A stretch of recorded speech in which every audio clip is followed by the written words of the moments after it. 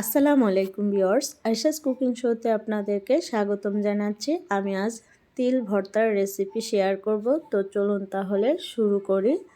আমি প্রথমে ফ্রাইং প্যানে 2 টেবিল চামচের মতো তেল দিয়েছি।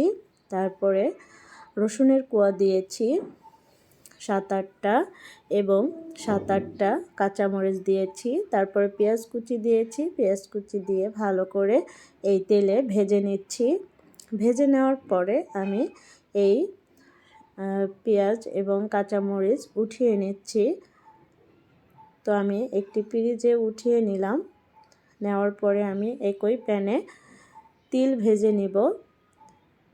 তো আমি এক্সট্রা কোনো তেল দেইনি, এই মরিচ ভাজার তেলেই এই তিল ভেজে নিচ্ছি। আপনারা চাইলে নাও দিতে পারেন, এমনিও ভেজে নিতে পারেন বা টেলে নিতে পারেন। আমি ভালো করে ভেজে নিচ্ছি। এই তিল কখন ভাজা হবে? যখন দেখবেন যে তিলগুলো অনেক সাদা হয়েছে তখন ভাজা হয়ে যাবে, তখন নামিয়ে নেবেন। তো আমি পাটার উপরে নামিয়ে নিচ্ছি। নামিয়ে নেওয়ার পরে তিল বেটে নিচ্ছি।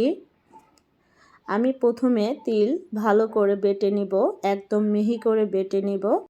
তিল বাটা হয়ে গেছে। এবার আমি পেঁয়াজ কাঁচামরিচ ভাজা দিয়ে দিচ্ছি। তো পেঁয়াজ কাঁচামরিচ ভাজা দেওয়ার পরে আবারও বেটে নিয়েছি। বেটে দেখুন একদম ভালো করে মিশিয়ে নিচ্ছি। তো হয়ে গেল আমার তিল বাটা। আমি হাফ প্লেটে উঠিয়ে নিচ্ছি। তো উপরে একটা কাঁচামরিচ দিয়ে দিচ্ছি, দেখতে ভালো লাগবে। তো ভিউয়ার্স, আমার রেসিপি কেমন লেগেছে আপনারা কমেন্ট বক্সে জানিয়ে দিবেন। আমার চ্যানেলে যারা এসেছেন প্লিজ সাবস্ক্রাইব করে পাশে থাকবেন। দেখা হবে নতুন ভিডিওতে। আসসালামু আলাইকুম, আল্লাহ হাফেজ।